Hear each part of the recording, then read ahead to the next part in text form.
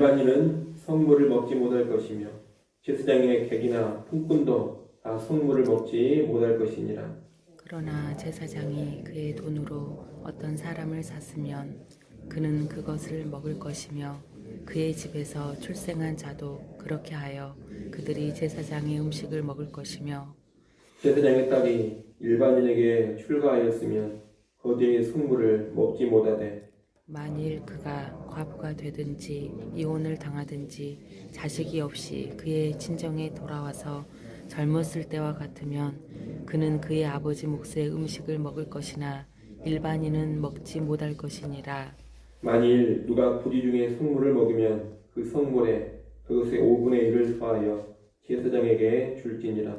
이스라엘 자손이 여호와께 드리는 성물을 그들은 속되게 하지 말지니 그들이 성물을 먹으면 그 죄로 인하여 형벌을 받게 할 것이니라. 나는 그 음식을 거룩하게 하는 여호와이니라. 여호와께서 모세에게 말씀하여 이르시되 아론과 그의 아들들과 이스라엘 온 족속에게 말하여 이르라. 이스라엘 자손이나 그 중에 거류하는 자가 서온 제물이나 자온 제물로 번제와 더불어 여호와께 예물로 드리려거든 기쁘게 받으심이 되도록 소나 양이나 염소의 흠없는 수컷으로 드릴지니 흠 있는 것은 무엇이나 너희가 드리지 말 것은 그것이 기쁘게 받으심이 되지 못할 것임이니라. 만일 누구든지 서운한 것을 갚으려 하든지 사의로 예물을 드리려 하여 소나 양으로 화목제물을 여호와께 드리는 자는 기쁘게 받으심이 되도록 아무 흠이 없는 온전한 것으로 할지니 너희는 눈먼 것이나 상한 것이나 지체에 배임을 당한 것이나 종기 있는 것이나 습진 있는 것이나 비루 먹은 것을 여호와께 드리지 말며 이런 것들은 제단 위에 화제물로 여호와께 드리지 말라. 소나 양의 지체가 더하거나 덜하거나 한 것은 너희가 자원 제물로는 쓰려니와 서원 제물로 드리면 기쁘게 받으심이 되지 못하리라. 너희는 고환이 상하였거나 치였거나 터졌거나 배임을 당한 것은 여호와께 드리지 말며 너희의 땅에서는 이런 일을 행하지도 말지며 너희는 외국인에게서도 이런 것을 받아 너희의 하나님의 음식으로 드리지 말라. 이는 결점이 있고 흠이 있는 것인즉 너희를 위하여 기쁘게 받으심이 되지 못할 것임이니라. 여호와께서 모세에게 말씀하여 이르시되 수소나 양이나 염소가 나거든 이래 동안 그것의 어미와 같이 있게 하라. 여덟째 날 이후로는 여호와께 화제로 예물을 드리면 기쁘게 받으심이 되리라. 암소나 암양을 막론하고 어미와 새끼를 같은 날에 잡지 말지니라. 너희가 여호와께 감사 제물을 드리려거든 너희가 기쁘게 받으심이 되도록 드릴지며 그 제물은 그날에 먹고 이튿날까지 두지 말라. 나는 여호와이니라. 너희는 내 계명을 지키며 행하라. 나는 여호와이니라. 너희는 내 성호를 속되게 하지 말라. 나는 이스라엘 자손 중에서 거룩하게 함을 받을 것이니라. 나는 너희를 거룩하게 하는 여호와여. 너희의 하나님이 되려고 너희를 애굽 땅에서 인도하여 낸 자니 나는 여호와이니라. 아멘. 오늘 본문 내기 22장 10절부터 16절까지 말씀은 성물을 먹을 수 있는 사람에 관한 규례입니다. 제사로 바쳐진 음식인 성물은 일반인은 먹지 못하고 제사장과 그 가족만 먹는 것이 원칙입니다. 그래서 10절에 보면 일반인은 성물을 먹지 못한다고 합니다.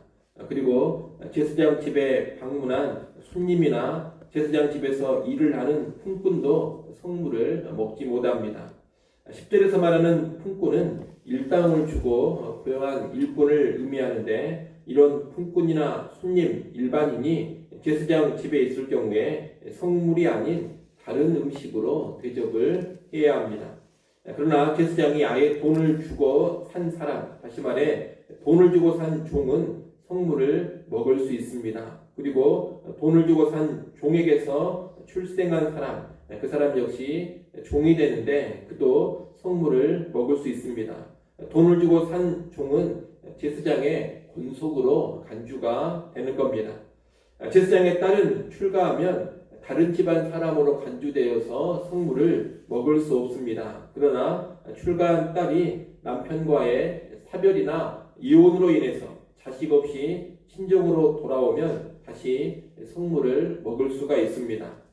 만약 성물을 먹어서는 안 되는 사람이 모르고 성물을 먹을 경우에는 그 성물에 5분의 1을 더해서 제사장에게 줘야 합니다. 이상의 규례는 성물은 거룩한 음식이기에 아무나 함부로 다루거나 먹지 못하게 하는 규례입니다. 하나님을 섬기는 제사에 드려진 거룩한 음식의 그 거룩을 유지하기를 원하십니다. 만약 아무나 마음대로 성물을 다루고 마음대로 먹는다면 성물의 거룩함이 손상됩니다. 거룩한 것이 아니라 속된 것이 되어버리는 겁니다. 하나님은 그것을 원치 않으시는 겁니다. 이 규례는 일단 거룩한 것을 함부로 다루면 안 된다는 것을 우리에게 가르쳐 줍니다. 신약시대에는 하나님께 희생제사를 드리지 않기 때문에 제사와 연관된 거룩한 음식이 따로 있는 것은 아닙니다. 다만 예배 시간에 성찬식에 사용되는 떡과 포도주를 거룩한 음식으로 볼 수 있겠습니다. 성찬이란 말 그대로 거룩한 식사입니다. 그러니 성찬의 떡과 포도주는 거룩한 음식이라 말할 수가 있겠고, 거룩한 음식이기 때문에 함부로 다루거나 함부로 먹어서는 안 되는 겁니다. 고린도전서 11장 말씀에 보면 성찬의 떡과 포도주를 함부로 먹고 마시면 그것이 곧 죄가 되고 그 죄에 대한 형벌이 있다고 경고를 하고 있습니다. 그래서 성찬의 떡과 포도주는 먹기에 합당한 사람만 먹어야 합니다. 일단 불신자들은 성찬의 떡과 포도주를 먹을 수 없습니다. 예수님을 구주로 믿는 거룩한 백성만이 성찬의 떡과 포도주를 먹을 수가 있는 겁니다. 또한 예수님을 믿는 성도들이라 하더라도 성찬의 의미를 아직 제대로 모르는 사람들이나 범죄한 사람들은 먹을 수 없습니다. 성찬의 의미를 충분히 알고 이해하는 성도들, 그리고 죄 문제에 연루되지 않는 성도들만이 성찬의 음식을 먹을 수가 있습니다. 그래서 교회에서는 만 14세 이상 된 세례 입교 교인만 성찬에 참여하게 하는 겁니다. 또한 범죄한 성도들은 성찬에 참여하지 못하도록 징벌, 금짐을 내리기도 하는 겁니다. 이것은 다 거룩한 음식의 거룩을 지키기 위해서 하는 모습입니다. 오늘 본문의 규례를 좀 더 확장해서 적용해 볼 수도 있습니다. 거룩한 것은 함부로 다루면 안 된다는 그 정신을 하나님을 섬기는 교회의 여러 가지 직무들, 그리고 하나님을 섬기는 예배의 여러 가지 요소들에 적용해 볼 수가 있는 겁니다. 거룩한 교회의 직분을 예수 안 믿고 있는 사람이나 자격이 없는 사람이 맡게 해서는 안 될 것입니다. 직분을 맡을 사람이 있고 맡아서는 안 되는 사람이 있습니다. 그것을 무시해버리고 아무나 직분을 맡게 되면 직분이 거룩한 직분이 아니라 속된 직분이 되어버립니다. 직분의 거룩함을 상실해버리는 겁니다. 예배도 그렇습니다. 거룩하신 하나님께 드려지는 예배는 거룩한 것이기 때문에 거룩하게 지켜져야 합니다. 예배 시간에 설교를 아무나 하게 해서는 안 됩니다. 소명과 은사 가운데 분명히 부름받고 훈련된 사람들이 설교를 해야 합니다. 그것이 설교, 강단의 거룩을 지키는 모습입니다. 예배 시간에 대표 기도나 성경 봉독, 찬양대, 특성 같은 섬김도 아무나 하게 해서는 안 됩니다. 거룩한 예배의 한 부분을 섬기는 것이기 때문에 합당한 자격을 갖춘 사람들이 섬기게 해야 합니다. 그것이 예배의 거룩을 지키는 겁니다. 예수 믿는 신앙도 불분명한 사람이 예배를 주관하고 아무나 예배 순서를 맡는다면 그때 예배는 거룩을 상실하고 거룩한 예배가 아닌 속된 예배가 되고 맙니다. 하나님은 거룩한 예배가 속된 예배로 변질되는 것을 기뻐하지 않으십니다. 예배는 거룩한 것이기 때문에 거룩하게만 지켜져야 하는 겁니다. 여러분, 하나님은 거룩한 것이 함부로 다루어지는 것을 결코 원치 않으십니다. 누군가에게는 허락된 것이 누군가에게는 금지되는 것이 분명히 있습니다. 그것을 잘 지키는 것이 거룩한 것을 거룩하게 지키는 모습입니다. 우리는 그런 모습으로 나아가야 하겠습니다.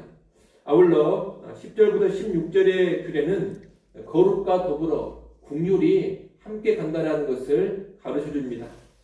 제사장의 성물은 일반인은 먹을 수 없다는 것이 원칙입니다. 이것을 어기면 죄가 되고 형벌이 따릅니다. 하지만 제사장 집안에 속한 종들 그리고 출가한 딸이 남편과의 이혼이나 사별로 인해 생계가 막막해진 경우에는 먹는 것을 허락하고 있습니다. 여기에 일종의 긍휼이 담겨져 있는 겁니다. 힘들고 어려운 사람들에게는 성물이 허락되고 있다는 겁니다. 이렇게 거룩에 대한 규례는 언제나 긍휼과 사랑을 염두에 두고 있습니다. 거룩만을 외치면서 긍휼과 사랑을 배제해 버리는 것은 하나님의 뜻이 아닙니다. 그러니 오늘 우리도 거룩을 중시해야 돼. 거룩 가운데 긍휼과 사랑이 상실되지 않도록 각별히 주의하고 깨어 있어야 하겠습니다. 이어지는 17절부터 25절까지 말씀은 희생 제물에 대한 규례입니다. 앞서 신체에 흠이 있는 제사장은 제사장 직무를 감당할 수가 없다고 했습니다. 마찬가지로 흠이 있는 짐승은 하나님께 제물로 바쳐질 수가 없습니다. 흠이 없는 짐승만이 하나님께 바쳐져야 합니다. 하나님은 흠이 없는 제물을 바칠 때 그 제사를 기쁘게 받아주시고 아울러 제사 드리는 그 사람도 기쁘게 받아주십니다. 합당한 제물로 제사를 드릴 때 그 제사자와 제사를 기쁘게 받으시는 겁니다. 오늘 우리의 예배에 임하는 자세가 이러해야 합니다. 가장 좋은 것으로 정성을 다해서 하나님께 예배해야 합니다. 그런 예배자와 예배만을 하나님께서는 받아주십니다. 아울러 우리는 온전한 제물이 되신 예수 그리스도를 통해 하나님께서 기쁘게 우리를 받아주신다는 것도 알아야 합니다. 여러분, 우리가 아무리 정성을 다한다 하더라도 그 자체로 흠없는 온전함이 될 수는 없습니다. 지극히 거룩하신 하나님 앞에 우리의 정성만 가지고 설 수 있는 것도 결코 아닙니다. 흠없는 제물로 영원한 속죄를 이루신 예수 그리스도를 의지해야지만 거룩하신 하나님 앞에 능히 설 수가 있습니다. 그러니 우리의 예배는 늘 흠없는 완전한 제물 대신 예수 그리스도를 의지하며 나아가는 그런 예배가 원칙적으로 되어야 하겠습니다. 예수 그리스도를 믿고 의지하며 나아가는 가운데 우리 또한 정성을 다해서 드릴 때 그런 예배가 하나님 앞에 가장 합당한 예배가 될 겁니다. 26절 이하의 말씀은 짐승을 제물로 바치는 것과 연관된 부수적인 규정들입니다. 각 태어난 짐승을 바치지 말라는 규례, 어미와 새끼를 함께 잡지 말라는 규례, 그리고 감사의 화목제물의 경우에 제물을 이튿날까지 남기지 말라, 다시 말해 그날 다 처리하라는 규례들입니다. 이 규례들은 모두 자비의 규례들입니다. 짐승을 제물로 바치지만 그 짐승에 대한 배려가 있어야 한다는 겁니다. 그리고 감사의 화목제물은 제사드린 그날 모든 고기를 이웃과 나누어야 한다는 겁니다. 이런 것을 통하여서 사랑을 실천하는 겁니다.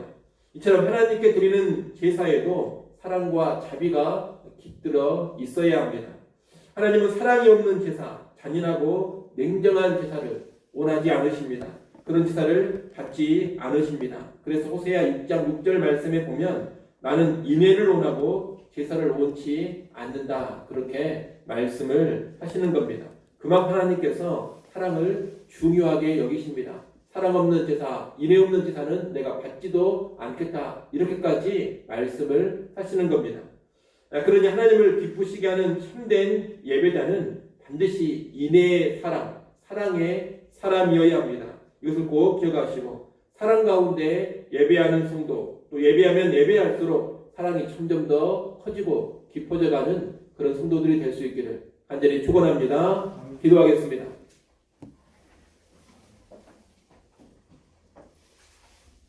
아버지 하나님, 거룩한 것을 거룩하게 다룰 줄 알게 하여 주옵소서. 거룩한 것을 함부로 다루어 손상시키지 않게 하시고 거룩을 손상시켜 거룩하신 하나님을 능멸하는 그러한 죄를 짓지 않게 하여 주옵소서. 우리의 성찬에 있어서나 우리의 예배와 교회 모든 일들 직무를 감당함에 있어서 언제나 거룩을 잘 유지하는 주의 백성들 되게 하여 주시옵소서. 아버지 하나님 또한 이 거룩에는 언제나 사랑이 함께 가야 한다는 것을 마음 깊이 새기게 하여 주옵소서. 사랑이 없는 변질된 거룩, 사랑이 없는 메말라버린 거룩이 우리에게 없게 하시고 언제나 사람을 향한 사랑이 거룩 안에 함께 깃들이게 하여 주옵소서. 또한 거룩한 제사, 거룩한 예배를 드릴 때도 사랑의 마음 잃어버리지 않게 하시고 예배를 드리고 예배하면 예배할수록 사랑이 넘쳐나는 우리 교회 우리 성도들 되게 하여 주시옵소서. 아버지 하나님, 이 시간 또 기도를 올려드릴 때에도 믿음을 가지고 기도할 수 있기를 원합니다. 우리의 기도를 들으시고 응답하시는 하나님을 전적으로 의지하고 신뢰하는 기도의 시간 되게 하여 주옵소서. 이 새벽 시간에 우리의 가정과 자녀들 또한 교회와 이 나라와 이 민족 온 땅을 위해 기도할 때 새벽에도 오시는 하나님의 은혜와 능력을 체험해 가게 하여 주옵소서. 예수님의 이름으로 기도드리옵나이다. 아멘.